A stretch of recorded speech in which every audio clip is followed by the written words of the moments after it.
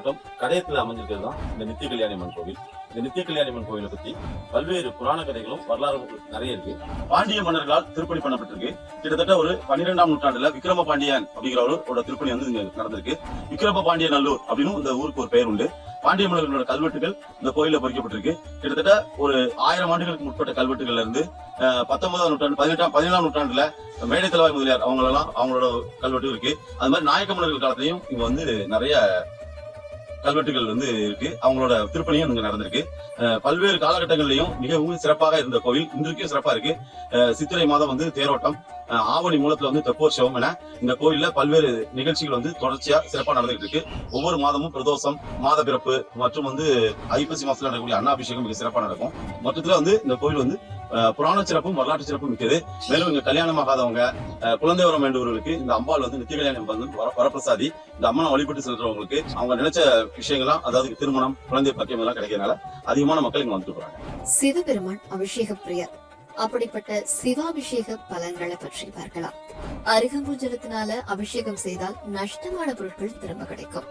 நல்லெண்ணெய் அபிஷேகத்தினால அபமிருத்தியு நசிக்கும். பசுமால் அபிஷேகத்தினால சகல சௌபாகியங்களும் கிட்டும். தயிர் அபிஷேகத்தினால பலம், ஆரோக்கியம், யசஸ் கிட்டும். பசுனையினால அபிஷேகம் செய்தால் ஐஸ்வர்ய பிராப்தி கிட்டும். கரும்பு ரசத்தினால அபிஷேகம் செய்தால் தனவிருத்தி கிட்டும். மிருதுவான சர்க்கரையினால அபிஷேகம் துக்கத்தை நசிக்கும். தேன் அபிஷேகத்தினால தேஜோ விருத்தி கிட்டும். புஷ்ப ஜலத்தினால அபிஷேகம் செஞ்சா பூலாபம் கிட்டும். இளநீரினால அபிஷேகம் செய்தால் சகல சம்பத்தும் கிட்டும். உத்ராட்ச ஜலத்தினால அபிஷேகம் செய்தால் ஐஸ்வர்யங்கள் கிட்டும். பஸ்மத்தினால அபிஷேகம் செய்தால் மகா பாவங்கள் நசிக்கும். அரைத்தெடுத்து சந்தனத்தினால அபிஷேகம் செய்தா புத்திர பிராப்தி கிட்டும்.